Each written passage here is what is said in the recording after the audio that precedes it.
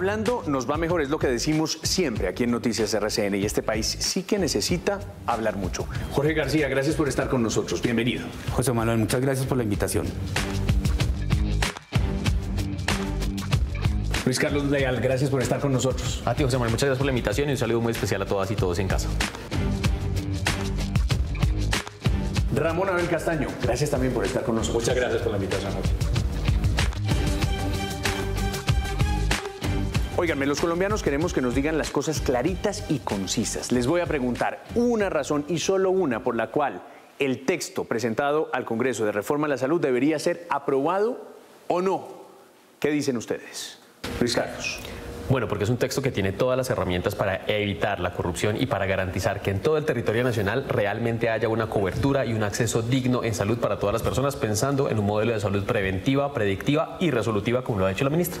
Ramón Abel, ¿cómo lo ve usted? Bueno, yo creo que esa es una promesa muy interesante, pero poco realizable. Yo creo que van a ser más los traumatismos y los problemas que se van a enfrentar. Los pacientes van a enfrentar muchas más barreras para acceder a sus servicios, y otro problema muy grave, y es que se va a generar un problema de cartera mucho más grande que el que tenemos ahora. Y casualmente, desde la óptica de los pacientes, ¿qué dice usted, Jorge? Pues yo creo que lo más importante es que esto no se construyó con los pacientes en su totalidad, y nosotros tenemos una experiencia que no fue tenida en cuenta. Eso desde el punto de vista de por qué no. De por qué sí, porque hay cosas interesantes como el tema de llegar a esa población que está abandonada, y sobre todo por eso que tiene que ver con el modelo preventivo y predictivo, creo que es importante. Ahora, si hay un punto que ha causado gran debate, es el de las EPS. ¿Deberían seguir como están funcionando? ¿Deberían reformarse en el sentido en que propone la ministra Corcho, el presidente Gustavo Petro? ¿Qué dice usted, Ramón? Las EPS cumplen una función y es más importante concentrarnos en la función que en las EPS. La función de la EPS es aplicar una serie de herramientas y de controles que permiten que los recursos que ellos tienen disponibles les alcancen hasta el final del año.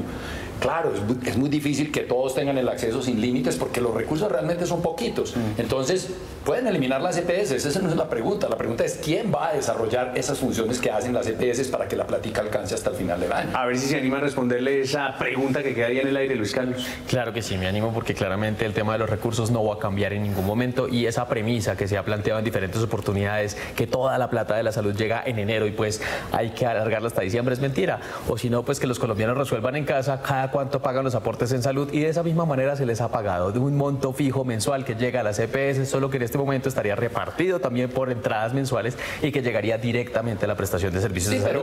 Y antes quisiera también contestar algo a lo que estaba diciendo el doctor Jorge previamente desde los pacientes. Los pacientes mismos fueron los que generaron que la salud fuera un derecho fundamental en el país, y esta ley estatutaria desarrolla la ley estatutaria de salud. Los mismos pacientes que tuvieron que recurrir a la tutela, como recurren actualmente, son los que han demandado el convertir la salud en un derecho fundamental. Perdón, ahí creo que hay una corrección que hay que hacerle. ¿Cuánto llevamos nosotros hablándole al gobierno que es necesario sentarse todos a hablar el mismo idioma y construir? No, simplemente lo dejaron de lado. Pero con el tema de las EPS, creo que es importante que se ha centralizado tanto la discusión que las EPS, y es que el problema del sistema de salud creo que cae sobre todos, prestadores, aseguradores, hasta los mismos pacientes. Entonces decir que solamente es uno el culpable, creo que desvía un poco la discusión sobre la realidad de lo que es un sistema de salud. Ramón, sobre esto.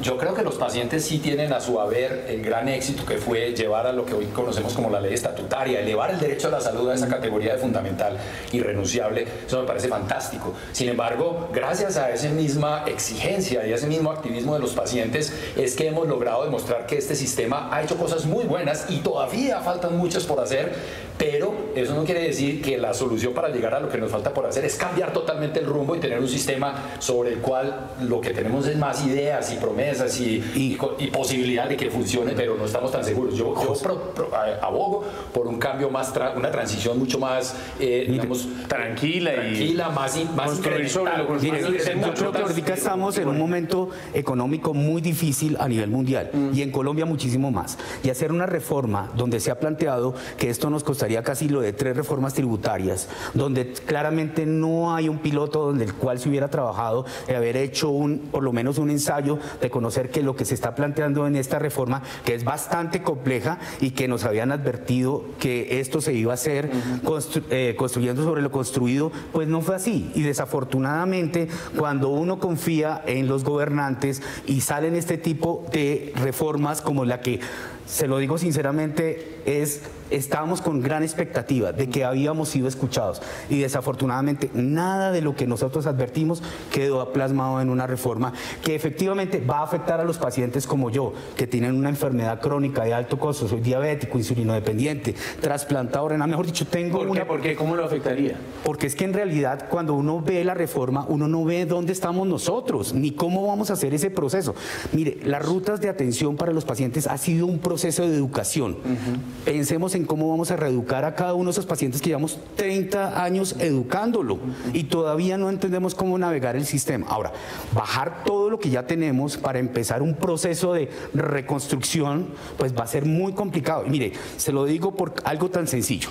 Cuando un paciente se traslada de EPS, ¿sabe cuánto se demora? En promedio 6 meses y medio en poderse volver a encauzar en un sistema que ya conocemos. Ahora imagínense volver a empezar desde cero como se plantea, porque no es una reforma que se plantee sobre lo construido. ¿Cómo la ve Luis Carlos? Bueno, yo la veo completamente distinto y creo que es un proyecto que es completamente necesario porque tiene un futuro, tiene una lógica destacable en lo que pretende alcanzar, que es llegar por fin a estas poblaciones olvidadas, a los más de 17 millones de colombianos de los municipios categoría 5 y 6, donde no hay un puesto de salud, donde no hay un centro de salud, que no es abrupta, que no elimina todo lo que está creado, que agradece la infraestructura que se ha creado, que agradece la experiencia que ha tenido la EPS, porque de hecho le da las funciones por lo menos de auditoría, de cuentas, de glosas, que es una materia muy importante que tienen que tener para poder controlar el gasto que se va a generar a partir de la ordenación desde los territorios, que tampoco es idealista, porque tampoco propone un término perentorio, no dice en 2 años vamos a tener todos los trabajadores de salud, no, dice paulatinamente mientras tenemos los equipos, mientras tenemos la infraestructura, mientras podemos garantizar esos centros de acceso,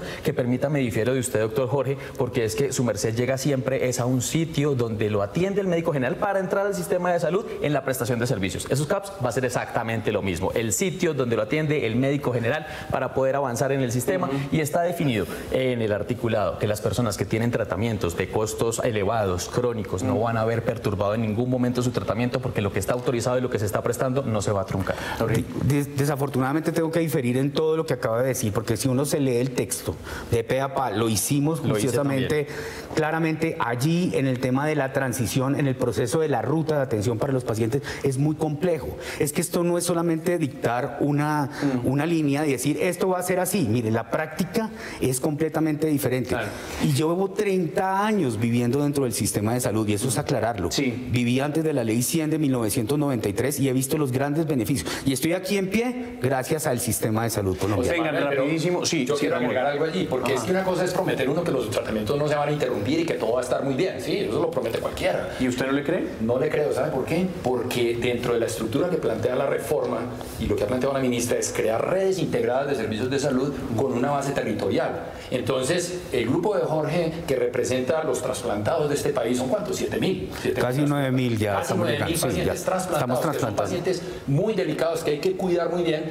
No se pueden dispersar en cientos o miles de redes integradas, porque ninguna red integrada de esas va a tener el suficiente conocimiento para manejar un paciente tan delicado como un paciente trasplantado. Tienen que seguir existiendo programas de nivel nacional, transversales, que exploten esas curvas de aprendizaje. Eso no dice la reforma, y la reforma precisamente habla de que dependiendo del grado y del nivel de complejidad se va a escalar, es decir, aquí no estamos imaginando... Pero se va a escalar a mediana y alta complejidad de la red, ¿en cuánto tiempo? Claro, pero es que claramente que se trata es que son los mismos hospitales, aquí los hospitales no se están cambiando ni se están tumbando, que eso es una de las grandes mentiras que estamos haciendo. Los programas dependientes de los hospitales, es la antítesis. Señores, esto tiene muchos elementos. O sea, que la salud lo manejen los que saben. Y vamos a ir despacito explicándolos, desarrollándolos, pero les quiero plantear uno final, el que tiene que ver con la plata. ¿Quién maneja la plata? Los recursos de la salud de los colombianos. Ahí hay muchas dudas, mucho escepticismo, mucha preocupación. Es muy bonito pensar hacer sin tener plata, es muy bonito. Yo quisiera tener una casa maravillosa,